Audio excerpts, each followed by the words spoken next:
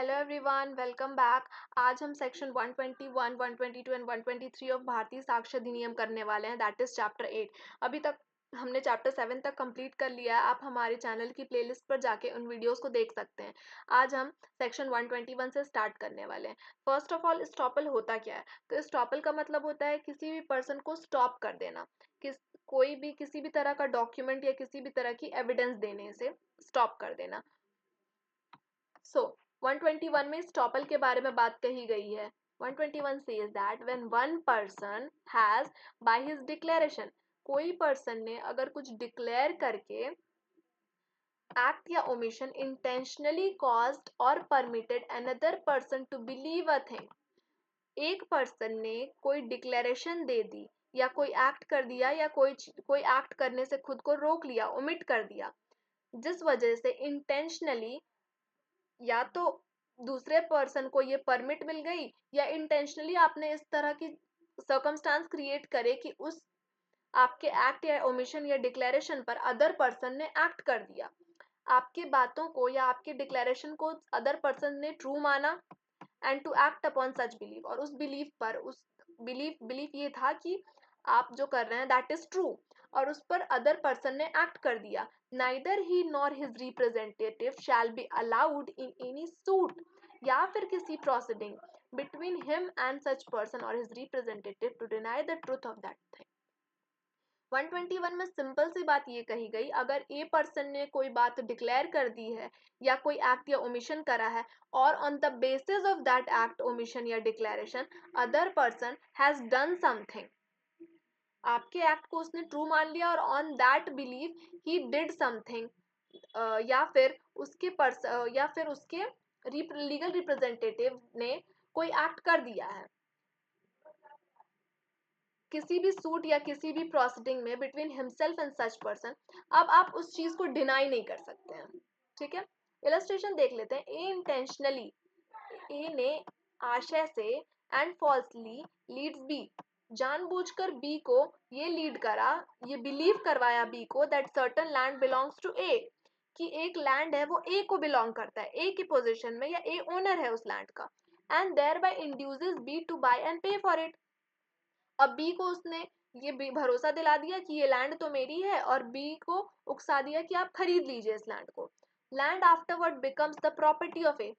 At the time of selling वो land ए की तो थी ही नहीं, लेकिन बाद में वो ए की लैंड हो गई, and A seeks to set aside the sale on ground that, अब ए उस सेल को सेट असाइड करवाना चाहता है इस ग्राउंड पर कि आपने जब मुझसे ये प्रॉपर्टी खरीदी तब तो मेरी ये प्रॉपर्टी थी ही नहीं। तो अब ए को स्टॉप कर दिया जाएगा कि आप ये डिनाई नहीं कर सकते हैं, बिकॉज आपने ये डिक्लेरेशन दी कि वो प्रॉपर्टी आपके पास है, आप बिलोंग करते हैं, वो प्रॉपर्टी आपके पास है। तो उस बेसिस पर बी ने एक्ट करा, बी ने आपसे प्रॉपर्टी खरीद ली। अब आप इस चीज को नहीं डिनाई कर सकते हैं कि वो प्रॉपर्टी तो मेरी थी ही नहीं। ठीक है, यहाँ पर ए को स्टॉप कर दिया जा रहा है। तो this is the principle of estoppel. तो हमने देख लिया 121 में ए के 121 में स्टॉपल की डेफिनेशन दी हुई है, हमने इलस्ट्रेशन के अकॉर्डिंग इस टॉपिक को समझ लिया। अब next comes 122, estoppel of tenant and of licensee of person in position. अब यहाँ पे एक टेनेंट को या एक लाइसेंसी को स्टॉप किया जा रहा है। See, no tenant of immovable property, किसी भी इमूवेबल प्रॉपर्टी का जो टेनेंट होता है, टेनेंट वो पर्सन होता है जो किराएदार होता है। किसी के घर में एज अ किराएदार हम रह रहे हैं तो हमें टेनेंट कहा जाएगा। हम उस पर्सन को हर महीने पैसे दे रहे हैं और उसके घर में हम रह रहे हैं, ठीक है, दैट इज कॉल्ड टेनेंट। और जिसकी वो प्रॉपर्टी रहती है दैट इज कॉल्ड लैंडलॉर्ड या ओनर। ठीक है, तो no tenant of immovable property और person claiming through such tenant, या तो वो टेनेंट या उस पर्सन के क्लेम, उस टेनेंट का claimant shall during continuance of tenancy, अब टेनेंसी पीरियड आपका कंटिन्यू कर रहा है, आप किराएदार हैं वहां पे, या फिर किराएदार आप नहीं हैं, आपने उस प्रॉपर्टी को अब छोड़ दिया है, या आप अब वहां पर नहीं रहते हैं, आप कहीं और रहते हैं, लेकिन आपको ये रोक दिया जाएगा, be permitted to deny that landlord of such tenant had at the beginning of tenancy a title to such immovable property, and no person who came upon any immovable property by the license of the person in possession thereof shall be permitted to deny that such person had a title to such possession at the time when such license was given. आपने अगर कोई दुकान खरीदने के लिए, कोई दुकान चलाने के लिए लाइसेंस लिया, या किसी भी चीज़ के लिए जहाँ लाइसेंस मिलती है, ठीक है, कोई भी एक्ट करने के लिए आपने लाइसेंस लिया है, या एक और बात है कि अगर आप कहीं टेनेंट रह चुके हैं, या तो आप पहले टेनेंट रहे हो कभी, या अभी कंटिन्यू कर रहा हो आपका टेनेंसी पीरियड, तो इन दो मामलों में आपको ये रोक दिया जाएगा डिनाई करने से कि वो जो मेरा लैंडलॉर्ड है वो मेरा लैंडलॉर्ड तो है ही नहीं, ठीक है, या फिर जिससे मुझे लाइसेंस मिला है that person is not authorised to give me licence. You can not deny these two positions because you are already in that position कि आपने अगर टेनेंट, आप अगर किसी के टेनेंट हैं तो that person is your landlord. अगर आपने लाइसेंस लिया है किसी से तो वो पर्सन के पास अथॉरिटी थी लाइसेंस देने की, ठीक है, आपको स्टॉप नहीं कर किया जाएगा, आपको स्टॉप कर दिया जाएगा, sorry. 123 is saying that estoppel of acceptor of bill of exchange, बेली या लाइसेंसी. यहाँ पर acceptor of bill of exchange, अगर आपने कोई बिल ऑफ एक्सचेंज एक्सेप्ट कर लिया है, या अगर आप बेली हैं, बेली वो पर्सन होता है, फॉर एग्जाम्पल अगर मैंने किसी टेलर को एक कपड़ा दिया एक शर्ट सिलने के लिए, तो मैं बेलर हो जाऊंगी और जो टेलर रहेगा वो बेली हो जाएगा, क्योंकि उसके पास शर्ट का कपड़ा है कुछ टाइम के लिए, जब तक वो शर्ट बनाकर मुझे रिटर्न ना कर दे. तो टेम्पररी पीरियड के लिए अगर हम किसी को अपना कोई भी सामान देते हैं for the fulfilment of particular purpose, तो दैट इज कॉल्ड बेलमेंट, और जो पर्सन दे रहा है वो बेलर हो जाता है और जो पर्सन ले रहा है दैट इज कॉल्ड बेली, ठीक है. तो यहाँ पे जो बेली है या लाइसेंसी है, मतलब जिस पर्सन ने लाइसेंस ऑथराइज करवाया है, या फिर जो एक्सेप्टर है बिल ऑफ एक्सचेंज का, बिल ऑफ एक्सचेंज अगर आपने एक्सेप्ट कर लिया, तो इन तीनों पोजीशन पे आपको ये स्टॉप कर दिया जाएगा, आपको परमिट नहीं मिलेगी कि आप डिनाई कर सके अपने फैक्ट को. See permitted to deny, no acceptor of bill of exchange shall be permitted to deny.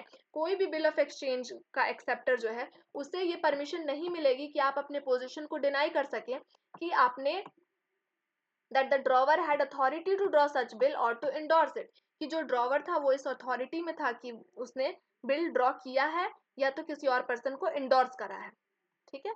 Nor that any licensee shall be permitted to deny, या तो फिर किसी लाइसेंसी को भी डिनाई नहीं किया जाए, को ये परमिशन नहीं दी जाएगी कि आप डिनाई कर सके अपना पोजीशन. तो ये होता है स्टॉपल. स्टॉपल का सिद्धांत ये है कि आपको स्टॉप किया जा रहा है, आपको ये परमिशन नहीं मिल रही है कि अब आप डिनाई कर सके अपनी पोजीशन को, ठीक है. अब इसका एक्सप्लेनेशन देख लेते हैं. Explanation 1 is saying that acceptor of bill of exchange may deny that the bill was really drawn by the person by whom it purports to have been drawn. बेली जो बिल ऑफ एक्सचेंज का जो acceptor है वो ये चीज deny कर सकता है कि the bill was really drawn by the person.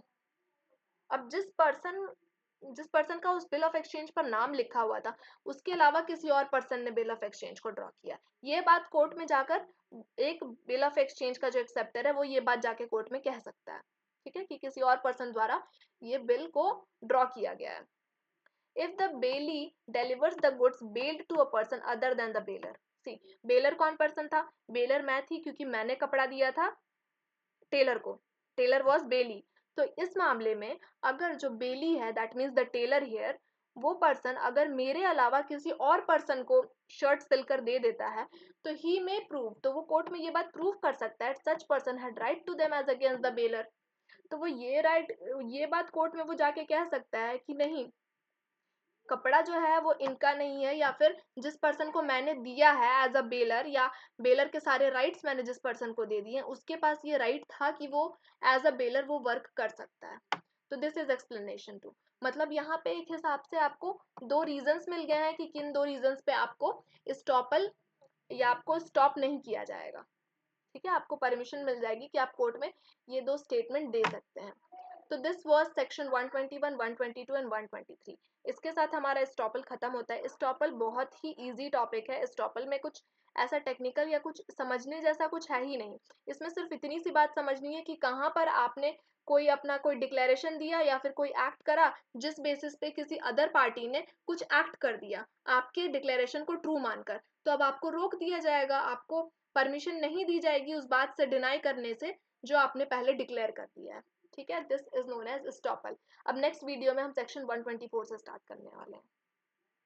I think हमारा कुछ क्लास में 2 3 4 या 3 से 4 क्लास में हमारा एविडेंस एक्ट कंप्लीट हो जाने वाला है। उसके बाद हम एक वन शॉट लेने वाले हैं जिसमें हम सेक्शन 1 से सेक्शन 170 तक सारे के सारे सेक्शंस डिस्कस करने वाले हैं इन अ सिंगल लेक्चर।